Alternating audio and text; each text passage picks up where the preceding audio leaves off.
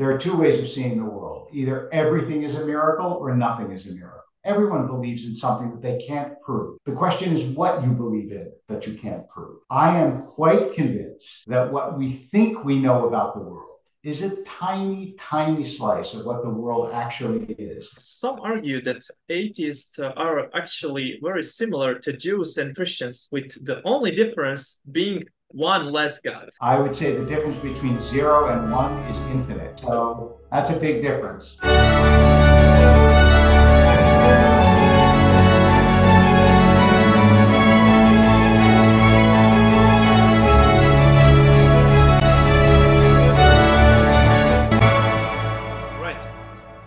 Hello and welcome to NT Podcast, Science and Theology.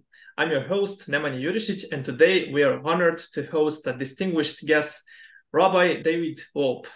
Rabbi, how are you? I'm good, thanks. It's actually Wolpe, although you wouldn't necessarily know that. It's not Wolpe, it's Wolpe. Okay, he is a prominent scholar, author, and a spiritual leader who has a significant impact on the field of religious studies and interfaith dialogue. He currently serves as a visiting scholar at Harvard Divinity School and holds the distinguished title of Max Webb Emeritus Rabbi of Sinai Temple. In addition to his academic and teaching accomplishments, our guest has received recognition on a national and local level. In 2020, Newsweek named him the most influential rabbi in America, and he was also honored as one of the 500 most influential Angelinos, or someone who lives in Los Angeles, in both 2016 and 2018. Am I correct? You are correct. Okay, so let's start with questions, but first and foremost, we would like to hear your thoughts on current events, especially in the context of the ongoing war. How would you comment on the current situation and its impact on people, considering that many of your friends are likely going through difficult times? You're exactly right. It's extremely difficult. And I know many people whose children are in the IDF and have been called up. And I know people whose friends and cousins and in one case, sibling were hijacked and they don't know what happened to them. And obviously the entire world is in a tumult and it has caused a great wave of unrest throughout the world. And also I think has once again uncovered the degree to which there is anti-Semitism in a lot of different quarters. And so that's also very concerning. Yes, I agree. So thank you. And begin with that. Why be Jewish? That's one of your books. So why you believe in Tanakh in 21st century, or let's say Old Testament? So, well, I wouldn't say believing in Judaism and believing in the Old Testament are not identical. Judaism is a tradition that grew out of the Torah, but there's a lot more to the tradition than the Old Testament, or what we would call the Hebrew Bible. And I would say, first of all, it is the oldest continuous tradition in the world that teaches you how to grow your soul, how to seek for God, how to be part of a people. And we have deep and I think good wisdom about how to improve the world and do good things for the world. So I think there are a lot of reasons why being Jewish is both important and is beneficial to a world that is in crying need of wisdom. Oh yeah, nice. So next question is, do you believe in Talmud? If so, how do you explain that Talmud teaches us to hate non-Jewish people? No, it doesn't, and you can't say someone believes in Talmud. First of all, the Talmud doesn't say hate non-Jewish people. And if you have seen that, you've been misled. It speaks specifically about the Goyim, the nations that were oppressing Israel at the exact time that the Talmud was written. It's not talking about all non-Jewish people. Realize that the rabbis of the Talmud lived in Rome. And Rome was at some times, as was Babylonia, some of the most oppressive civilizations in history. Now, they had already failed in trying to rebel against Rome. So what was left to them? All that was left to them was to say, these people that are doing terrible things to you, you should hate them. I think, relatively speaking, it didn't say kill them all or behead them or lock them in their synagogues and set them on fire. All things that Christians did to Jews actually for thousands of years. It just says you should hate these people that act in this terrible way. Throughout most of history, Jews had very good relations. For much of the time, whenever the Christian community and the Muslim community was open to having good relations with the Jews, because we were essentially powerless. And when you're powerless, the most you can do is say, this person that is oppressing me, I really don't like. So that makes sense to me. Oh, this is a great explanation. So, can you, about that, explain the rise of anti-Semitism? I don't know how much of it is a rise and how much of it is just a revealing of what was already there. There are a couple of reasons for anti-Semitism. First of all, realize how strange it is, because there are over 1 billion Muslims in the world. There are over 1 billion Christians. There are about 15 or 16 million Jews, which means we are about 0.01% of the entire world. Why the world should focus its hatred on us is an unbelievable mystery to me, when we are such a tiny percentage of the world. About half of all Jews in the world live in Israel. It's a country of 9 million people, of whom about 6.5 million are Jews. And that's half of all the Jews in the world. The rest are scattered around. There are maybe 5 million Jews in the United States. That's it. So I think that part of it is because Jews were different and people don't like people who are different. Part of it is because Christianity grew out of Judaism. And, people tend to resent their parents, especially when they had fights with their parents. And they did. Early Christians had fights with Jews. And then that got put into a sacred book and got repeated again and again and again and again through history. And also because Jews introduced the idea of a conscience to the world through the Ten Commandments. And people generally don't like it when other people say you should have a conscience. And finally, I think that there's some resentment of the accomplishments that Jews have had.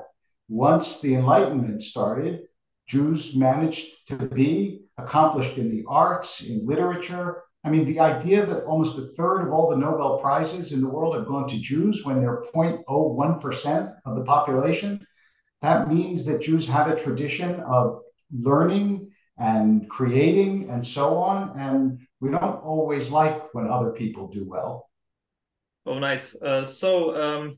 Someone would say that maybe God punished the Jews in Holocaust, and that's because they were immoral or something. Can you answer on that one? Who would say such a thing? Who would say such a thing? That millions of people died because they were immoral? I can't imagine anyone saying such a thing except someone who has vile and evil hatred in their heart. Would you say such a thing? No. Okay. Yeah. Would you say that Armenians died because they were evil in the genocide? Would you say that the Christians that were killed in Syria were evil because they were bombed by the rulers of Syria? Would you say that the 20 million people who died from Russia in Stalingrad and other battles were evil because they died? How could someone say that millions of people were killed because they were evil, blaming the victim? I'm astonished that you would ask such a question. And I think anybody who says that should be ashamed of themselves. Yeah, sorry about that. That's someone who get the impression from Bible that because someone is not obeying God, then God letting.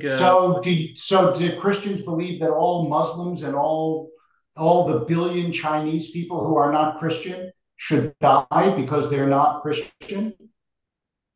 I can't believe anybody really thinks that. Yeah, fair answer. So sorry about that. Okay. Let's now shift our focus to the main topic, which is about atheism. So what are arguments for the existence of God? Why, in your opinion, do you believe that God exists in 21st century, particularly given the comprehensibility of universe? That's your argument. Well, that's one of the arguments. I think that you're right. It's exactly true that the argument that generally people will advance is because the world makes sense, because it's intricately designed, because we can understand it. Uh, but I also think that a lot of what faith is about is something that people intuit and feel. It's not reasoned the way you reason mathematics. It's in the same way that you believe in the reality of love, even though you can't point to it and see it. People believe in the reality of God, though you can't point to it and see it. It's something deeply emotional and intuitive.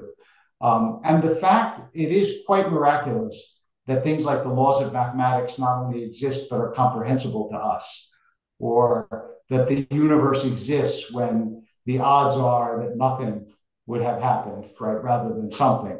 So there are other arguments for it, but I tend to believe that it's an emotional opening towards God that matters more to most people than an intellectual one. Okay, nice.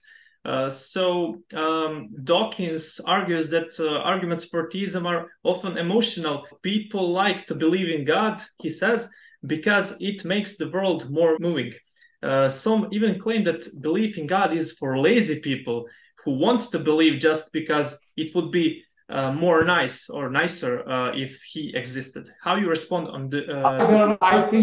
I think it actually makes life more difficult because Dawkins doesn't have to explain why there's evil in the world. So I don't know. I mean, is it that people explain other people's beliefs, psychology, and their own beliefs for a reason? It's like somebody who doesn't believe like me might have a psychological problem. I think probably there are people who are believers and people who are non-believers who have psychological problems. And I might just as easily say that Dawkins doesn't believe because when he was a child, he had a bad experience with religion, and therefore it's all deeply psychological. Or maybe he didn't like his parents, and it's deeply psychological that he doesn't like a parent. I don't take such arguments all that seriously, but obviously he can say what he wants. Oh, so double-edged. So I like that. So the main criticism. Yes, it's absolutely double-edged. Yeah. So main criticism of theism often revolves around the lack of absolute evidence for the existence of God, making all arguments seem to support a belief based on the pure faith. How do you view this line of argument? So I think that some people are absolutists and some are not. Um, I don't think that way so much. I mean, I can understand why there are arguments against the idea of God. Many of them make sense to me. There was a lot of years of my life when I didn't believe in God. So I don't think it's a clear cut question. I like what Rabbi Nachman of Bratslav once said, which is he's a moon man. He said his faith waxes and wanes. So there are times when I have questions myself, and I think anybody who's thoughtful would have questions. That seems all right to me. I don't think that you should have a blind, unthinking, undoubting faith. I think any relationship has lots of different phases, and people's relationship with God does too. Well, this is great answers. Thank you. So next question is, if there is a God, the question arises of why bad things happen to good people. How do you grapple with this challenging question? In two ways. One is to say that the whole point of being a person is to have choices. And you can't only have good choices or you don't have choices. So if God is going to allow human beings to make moral decisions, then God has to allow them to do bad things. Otherwise, we're puppets and we're robots and we're not people. And that means that people have the right to do really awful things to each other. And as we know, they do really awful things to each other. The other part of this is what about like natural disasters? Like what about earthquakes or plagues that nobody chooses, right? Because nobody chooses a plague. And here I would say that what we learn from this is that what happens to you in this world is largely random. It's random, by which I mean you can live a very good life and be a kind person and still suffer a lot. And it almost has to be that way because let's say you knew that every time you were good, you were going to get rewarded. And every time you were bad, you were going to get punished. Well, you'd always be good. but you wouldn't be good for moral reasons. You would be good because you don't want to get punished. And that's not real goodness. So if you want real goodness in the world, you can't have consequences based on whether your actions are good or bad. That's the only way to have goodness. And so I think God has set it up so that there are random consequences in the world so that we have the possibility of being good. Amazing. Okay, there is often the question of whether atheists have a purpose in life if they don't believe in God. How do you view this dilemma? Ask them. I would ask an atheist. I think atheists feel a real purpose in the world. Most of them, not all. Some of them have purpose in their children. Some of them feel a purpose in their work. Some of them feel a purpose in their leisure, whatever it is. You know, I love fishing so much; it's my purpose, or something like that. But I think that human beings generally find purpose, although I really do believe that there is something special about having a transcendent purpose, a purpose that is greater than yourself. And that's part of what religion does give you. Oh, yes, I agree. Okay, do you believe that everything is subject to scientific scrutiny? Or do you think that there are aspects of human experience that lie beyond the scope of science? I deeply believe that there are parts of human experience that lie beyond the scope of science, in the sense that science can explain things, but it can't account for them. That is, it can give you the what, but not the why. So I really don't believe that great art can be explained by science, or that science can predict that something will be great art, or that science can understand the mysteries of why human beings love one another and what that means. And I think that the more we learn about the world, the more mysterious it gets, not the less mysterious. So for me, I think science is a wonderful and explanatory tool, but I would hate to do without wonder and mystery and the inexplicable, which I think is a central part of human life. Nice. Okay. Atheists say that while we may not currently fully understand the Big Bang, physicists continue to explore it. In contrast, some people see God as an explanation for what we can't understand. How do you handle with this perspective? So people call that in English the God of the gaps. Yeah. That is, whatever the gap is, that's where you put God in. I think that science ought to explain whatever science can explain. But the ultimate questions are not questions that are susceptible to science. So the mechanism of the Big Bang, yes. Why there is anything rather than nothing, no, because that's a metaphysical question, not a scientific question.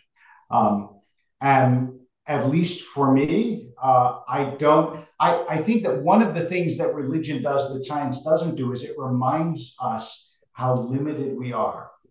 After all, we can only see the world through our own eyes. It doesn't matter how powerful the machines we build, we still interpret what the machines say to us through our own eyes and our own brains. And I am quite convinced that what we think we know about the world is a tiny, tiny slice of what the world actually is. I mean, think about it this way. First of all, think how much more we know than we knew 1,000 years ago or 2,000 years ago or 5,000 years ago. Now we think we know, but imagine what they're going to say about us in 1,000 years.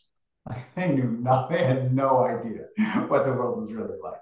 And what I sometimes say to teenagers about God is, when you were 2, could you imagine what it is to be a 15-year-old? And the answer, of course, is no. A 2-year-old has no idea what a 15-year-old is. They don't even know what it is they don't know. Now imagine us in relation to God, as I understand God, which I don't really, but as much as I understand God. God is much greater in relation to us than we are to a 2-year-old. So what we think we understand is a tiny sliver of what there is. And I think that humility requires that we at least be open to the possibility that there is an intelligence far beyond anything we can imagine. Amazing. Thank you, Dr. Cool. Wolpe. It's okay. A lot of people say Wolpe. I don't know why it's Wolpe. I don't know, but all I know is that it's Wolpe. I actually think I have a theory. I have a theory. The name comes from a small town in Lithuania called Wolpa, which doesn't exist anymore. It doesn't exist because it was incorporated into Vilna. It like was a suburb sort of Vilna, and now it's part of Vilna. But I think because it was Wolpa, when it got translated into English, became Wolpe as opposed to just Wolp. So that's my theory. I don't know. Good theory. Okay, thank you. Let's get to the next question. Atheists say that the question why often perplexes people. Why natural phenomena like mountains don't necessarily have a purpose. So, how do you view this human fascination with question why? It is true. I mean, from the time we're little kids, we always ask why, why. We assume that everything has an explanation. And I take the point that maybe there are some things that just are. Um, but as I said, our knowledge is too small to actually realize whether that's true or not. When I was a kid, I remember they used to take people's tonsils out all the time because they said tonsils have no purpose. They're just leftover. And then guess what? We found out that tonsils have a reason and they protect you against certain diseases. So sometimes I think we ask the why questions because we know that we don't know yet. And we may never know, but it doesn't hurt to explore it. So if there are things that are gloriously unpurposeful, like if a mountain has no reason than just to exist, I think that's beautiful too. Okay, fair enough. Some argue that atheists are actually very similar to Jews and Christians, with the only difference being one less God. How do you view this comparison? I would say the difference between 0 and 1 is infinite. Right? Nice. Okay. So that's a big difference. Well, I know that sometimes people like Dawkins will say, you know, they used to believe in 10 gods, now they believe in one. I'm just eliminating one more. But the deep metaphysical question is there an overriding intelligence or is there not? That's the real one. I would almost say that the great division in the world is between those who believe in the immaterial and those who only believe in the material. And I believe in the immaterial. So that's, I think, more than that's what distinguishes religious believers from non-believers is the conviction that the immaterial is real. Thank you. Okay, now what are the hardest questions for you for your faith? What's the biggest argument from your perspective for atheism, let's say? So I've thought about this, and it's a great question. I would say at least one of the things, there are really a couple that give me a hard time. One of them is, you know, I really deeply believe that human beings have a soul. But I know that if I open up your head and I mess around with the circuits of your brain, even though that's a purely physical process, you will come out very different. I mean, we see this with Alzheimer's patients. It's a physical process, but they come out very different. And so I wonder how you sustain the belief in an eternal soul when you see that the physicality of human beings is so much of what they are. That to me is a very, very difficult question. And I think about it a lot. Nice. That's honest. So maybe what about suffering and evil? Where is God is in this situation? That for me is not the hardest question. Okay. Because I think that suffering and evil.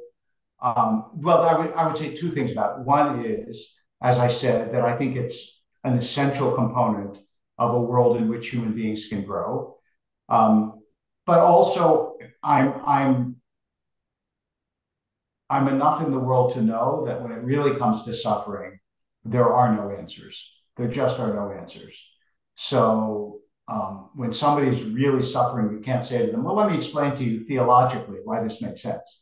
So, I mean, I think from the beginning of time, believers have grappled with that. I'm not sure that we have new answers, but that's one that you just have to accept to some extent, that you don't have, the absolute solution for, and I don't. Okay, thanks. What makes difference between believer and non-believer? Because there are some good atheists, and there are Oh yeah, could be evil theists or believers. So right. what makes So difference? what are the differences? One is that the believers have more holidays, so we get to celebrate more. Um, but I would say that probably the biggest difference is, well, I'm going to say two, but they're really sort of the same in a way. I think everyone believes in something. Everyone believes in it. It's impossible to go through this world without believing it. Even if you believe that life is worth living, which is why you don't get up and kill yourself every day. Everyone believes in something that they can't prove. The question is what you believe in that you can't prove, right? And so believers who believe in God that they can't prove, the biggest difference in some ways is that they think that however terrible the world is, it's never purposeless. There's some reason why we're here. There is something meaningful to do. To help another human being is never an empty act. It's always somehow, it resonates in the universe. And I think that that's a big difference. And some non-believers would say, well, that's the whole point. The world is purposeless, and that is it. But I don't believe it. Okay, thank you. Next question is about what if you are wrong and God doesn't actually exist? How you Then answer? I will never know. Many, many, many years ago in Roman times, Cicero, who believed in the gods, said, if there's an afterlife, I will get to laugh at you, but you will not get to, if you're right and there isn't, you will not get to laugh at me. And that's a kind of crude way of putting it. But look, if there is no God, I would say, let me answer your question more seriously. It's first of all, it is true that I will never know, right? Because after death, there will be nothing, presumably. My consciousness would be extinguished. But it's also true that even if there is no God, I must say that I feel like I've lived a very good life because I believed there was a God. So I won't feel at the end of my life like, wow, I was cheated. Because had I only known there wasn't a God, I would have lived so much of a better life. I don't think so. Wow, this is best answer ever. Thank you. Okay. Sure. Next, atheists often pose hypothetical question like, what if there is a flying spaghetti monster, or if the Juju African deity is Yeah. the true one God? And that's a misunderstanding. I think those kinds of questions are based on basically a misunderstanding of what we talk about when we talk about God. If you think about God as an old man in the sky who has a beard and looks down and says, oh, I like that guy, but I don't like that guy, yeah, then they're right. But no sophisticated believer in God thinks of God that way. We think of God as, I mean, one of the many, many, many ways in which people who've really thought about this think about God is this unfathomable intelligence. And the word intelligence even reduces God to us because we know what intelligence is for humans, but we don't know what God is. That in some way is responsible for the world being here and in some way cares about the people who live in it. But more than that, it's almost impossible to say. And even that is putting God in human language. So we're not talking about flying spaghetti monsters. We're talking about something much, much, much more sophisticated and exalted than that. So I think that that's a kind of sort of a cheap rhetorical device that I don't take too seriously. Okay, that's great. So, in debate between you and the Hitchens, he says that it is a problem for him that if God exists and he sees him like someone who watching you all the time, what do you do in your bedroom and similar? How do you answer this? Yeah, I remember he would say that God is like a dictator, except worse because he follows you even after death. And and I would say if that's true if God is a dictator, but not if God is a loving parent. If God is composed of love and not of all the things that that the dictator of North Korea is, then the idea that God knows you isn't scary, it's beautiful. Yes, I agree. Thank you. Okay, we are heading to the end, and we have only a few questions. I'm ready for you. Okay, how do you see the concept of the Christian Trinity? How do you understand this from your position? So I see. So here's what I would say about the Trinity is I understand from my Christian friends that uh, it's a monotheistic idea, even though to an outside observer it doesn't seem monotheistic. And I believe them because they're the ones who are inside of the religion. And it's very hard to evaluate someone else's belief from the outside. Uh, and what I would say is that I am actually much more interested in how someone acts than what they believe. I would rather somebody believe the most ridiculous thing, that they believe that if they believe their chair is God, that they treat everyone kindly. I like such a person better than someone who believes that there is one, intangible God, and yet they're not nice to human beings around them. So I'm less concerned for my own part with Christian belief and what it implies than with Christian behavior and how it exists in the world. And so I feel that way about Jewish behavior too, by the way. I would rather, I'd rather live next door to a kind and considerate atheist than to a mean and greedy believer.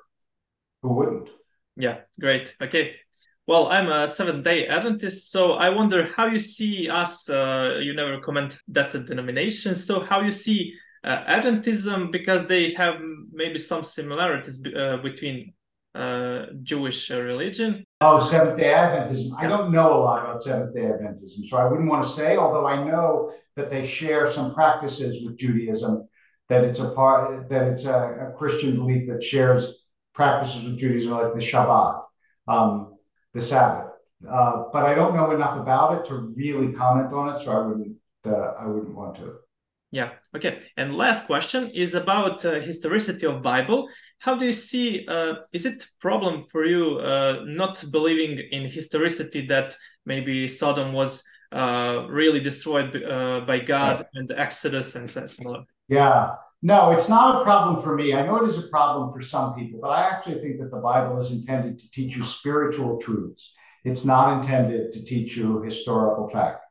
Like, I mean, really, would it matter if, I don't know, if, say, Jesus wasn't born in a manger? Would it matter? What if Jesus was born in a hospital? Would that really change the essential teachings of Jesus? I don't think so. And the same thing with the Torah. If the Exodus didn't happen exactly the way the Torah says, if 600,000 men didn't cross the desert with women and children, that doesn't change the message, at least to me, of the Exodus, which is one of freedom, of liberation, and possibility. And so for me, I look to history books for history. I look to the Torah for something infinitely higher and deeper.